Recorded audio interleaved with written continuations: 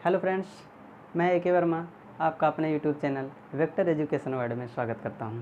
Friends, आज की इस वीडियो में हम डिस्कस करेंगे ह्यूमन टीथ डिस्कस करेंगे। तो दांतों से संबंधित बनने वाले क्वेश्चन देखेंगे। तो आइए पहले देखते हैं, जो दांत होता है, दांत का अध्ययन क्या कहलाता है। जो दांतों का अध्ययन होता है, स्टडी ऑफ टीथ, क्या होता है? ओडोंटोलॉजी।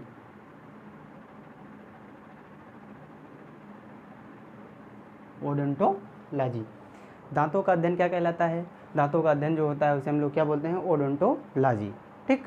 अब बात जब दांत की आती है तो दांत जो होता है उसके दो पार्ट होते हैं। कितने पार्ट होते हैं भैया? दो पार्ट होते हैं। यहाँ से देखिए, ये हमारा यहाँ से होता है, ये यहाँ से क्या होता है? ये हमारा गम होता है। गम मीन्स मसूड़ा ये होता है यहाँ से। और ये दांत के ऊपर का जो पार्ट होता है इसे हम लोग क्या बोलते हैं? क्राउन। क्या बोलते हैं? क्राउन। ठीक, ये होता है क्राउन। और ये नीचे का पार्ट जो यहाँ से ये होता है, इसको हम लोग क्या बोलते हैं? ये होता है रूट। क्या होता है? रूट। ये होता है क्राउन। यहाँ से ये पूरा पार्ट इतना, ये होता है क्राउन और ये होता है रूट। ठीक, दांत के कितने पार्ट? केवल दो पार्ट होंगे। कौन कौन से? क्राउन और रूट। ठीक, क्राउन मीन्स मतलब होता है ऊपरी भाग, और रूट मीन्स जड़, जो जड़ से यहाँ से लगा होता है, मसूड़े में जो दबा होता है। ठीक, अब जब बात आती है दांत की, तो दांत की लेयर कितनी होती है? देखा जाए दांत की जो 3 लेयर होती है, 3 परतें होती हैं दांत में। पहला जो ऊपरी परत होती है इसे क्या बोलते हैं? इनेमल। क्या होता है? इनेमल। जो फर्स्ट सबसे ऊपरी परत होती है, जो श्वेत कलर की होती है, वो क्या होती है? इनेमल होती है। ठीक, उसके बाद ये जो नीचे वाली, इसकी नीचे वाली परत होती है, क्या होती है? डेंटाइन। क्या होती है भैया? डेंटाइन। ठीक, फिर सबसे नीचे सबसे अंदर जो होती है, ये होती है पल्प। पल्प, अंदर वाली परत जो होती है इसको क्या बोलते हैं? पल्प। ये जो पल्प होती है इसमें क्या होती हैं? पतली पतली तंत्रिकाएं फैली होती हैं। और ये पल्प जो है ये क्या करती है? जो दांत, जो तंत्रिकाएं हैं, इनका जो है कनेक्शन कहाँ से होता है? तो ब्रेन से होता है। ठीक, और ये जो इनेमल है, पूछा जाता है कि दांत का सबसे कठोर पार्ट, दांत का सबसे कठोर पार्ट क्या होता है? इनेमल होता है। क्या होता है भैया? इनेमल होता है। मजबूत पार्ट नहीं, मजबूत पार्ट की बात, मजबूत जो होता है, मजबूत जो जबड़े की जो हड्डी होती है, जो हम बताए थे मैंडिबल, वो क्या होती है? सबसे मजबूत होती है। लेकिन सबसे कठोर पूछा जाए, सबसे कठोर भाग तो क्या होता है? इनेमल होता है। ठीक, और ये दूसरा क्या हो गया? डेंटाइन। फिर अंदर की परत जो हो गई इसको क्या बोलते हैं? पल्प। ये इसमें पतली पतली तंत्रिकाएँ फैली होती हैं। ठीक, तो आइए देखते हैं कि जो दांत है, दांत कितने प्रकार के होते हैं। दांतों की बात करेंगे, दांतों के प्रकार। दांतों के प्रकार, दांतों के प्रकार। दांत कितने प्रकार के होते हैं? तो दांत 4 प्रकार के होते हैं। कितने प्रकार के होते हैं भैया? 4 प्रकार के। कौन कौन से? पहला होता है इंसीजर,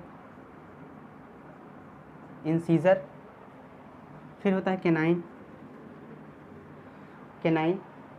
फिर होता है प्रीमोलर, प्रीमोलर। फिर होता है मोलर। क्या होता है? इंसीजर, केनाइन, प्रीमोलर और मोलर। इसको क्या बोलते हैं? कृंतक। कृंतक। क्या बोलते हैं? कृंतक। ठीक, इसको क्या बोलते हैं? रदनक। रदनक। कृंतक, रदनक। इसको क्या बोलते हैं? अग्रचर्वणक। क्या बोलते हैं? अग्रचर्वणक। फिर इसको क्या बोलते हैं? मोलर को चर्वणक। क्या बोलते हैं? चर्वणक। दांतों के प्रकार, दांत कितने प्रकार के होते हैं? तो दांत 4 प्रकार के होते हैं। कौन कौन से? इंसीजर, केनाइन, प्रीमोलर और मोलर, कृंतक, रदनक, अग्रचर्वणक और चर्वणक। ठीक, बात आती है अगर कि इनकी संख्या कितनी होती है। टोटल जो दांतों की, पहली बात तो जब टोटल दांतों की संख्या होती है, वो एक एडल्ट में दांतों की संख्या कितनी होती है? एक वयस्क मनुष्य में कितना दांत होते हैं? टोटल कितने दांत होते हैं? 32 दांत। कितने दांत होते हैं भैया? 32 दांत। लेकिन पूछा जाए बाल्यावस्था में, बचपन, कहा जाए कि बचपन में जो दूध के दांत होते हैं, हमारे दांत जो हैं 2 प्रकार के होते हैं। एक होता है दूध के दांत, जो कुछ ही दिन के लिए आते हैं, लगभग 11 से 12 वर्ष की उम्र में ये क्या होते हैं, दूध के दांत जो होते हैं ये टूट करके क्या होते हैं, गिर जाते हैं। इनकी संख्या कितनी होती है, तो ये 20 दांत होते हैं। 11 से 12 वर्ष की उम्र में ये क्या होते हैं, ये जो दूध के दांत होते हैं ये टूट करके गिर जाते हैं। उसके बाद जो दांत आते हैं वो क्या होते हैं, अस्थायी दांत होते हैं, जो हमेशा रहते हैं। ठीक, वो कितने होते हैं, उनकी संख्या 32 होती है। ठीक, पूछा जाए मनुष्य के जीवन काल में अगर कुल कितने दांत आते हैं, तो पहले कितने होते हैं, 20 दांत दूध के दांत होते हैं। फिर अस्थायी दांत कितने होते हैं, 32। टोटल देखा जाए तो मनुष्य के जीवन काल में टोटल कितने दांत आते हैं, 52 दांत। ठीक, इतना समझ में आया। आगे देखते हैं कि 32 दांत हैं, तो ये इनमें से कितने प्रीमोलर, कितने इंसीजर, कितने कैनाइन, कितने प्रीमोलर और कितने मोलर होते हैं। आइए देखते हैं।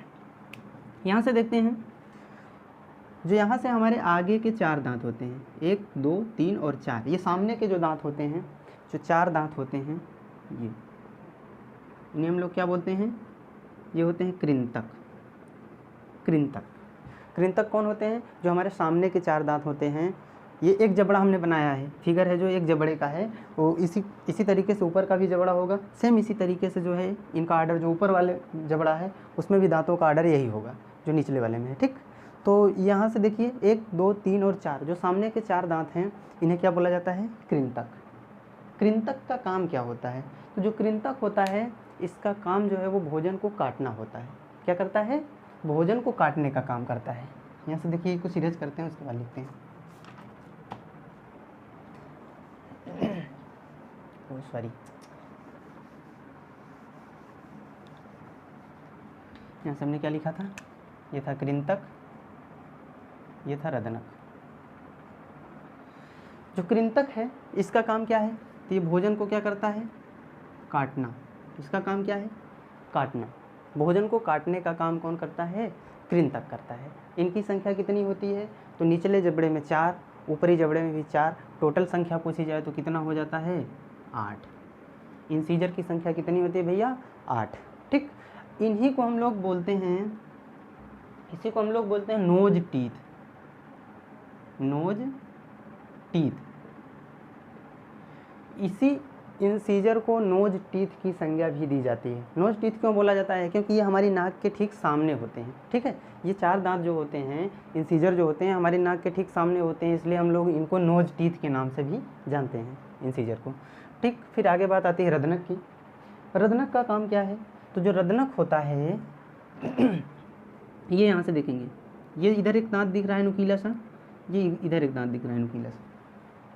ठीक, तो ये जो है इसी को हम लोग बोलते हैं रदनक। ये क्या होता है, रदनक। रदनक जो है इसका काम क्या होता है, तो इसका काम जो होता है वो भोजन को फाड़ना होता है। भोजन को फाड़ने का कार्य कौन करता है, रदनक करता है। और ये जो रदनक होता है ये मांसाहारी जीवों में बहुत ज़्यादा लंबा होता है। क्यों, क्योंकि वो मांस खाते हैं, मांस को फाड़ करके खाते हैं, मांस को फाड़ा जाता है। ठीक, जब हम लोग क्या करते हैं, मांस मछली का प्रयोग करते हैं तो कौन सा दांत यूज करते हैं, तो रदनक का यूज करते हैं। रदनक से हम लोग क्या करते हैं, मांस को फाड़ते हैं। तो ठीक, रदनक का कार्य क्या है, फाड़ने का कार्य। भोजन को क्या करता है, फाड़ना। क्या करता है भैया, फाड़ना। अब बात आती है रदनक की संख्या कितनी होती है, तो जो रदनक होते हैं कैनाइन, एक इधर एक इधर, एक जबड़े में 2, दोनों जबड़े में कितने हो जाएंगे, 4।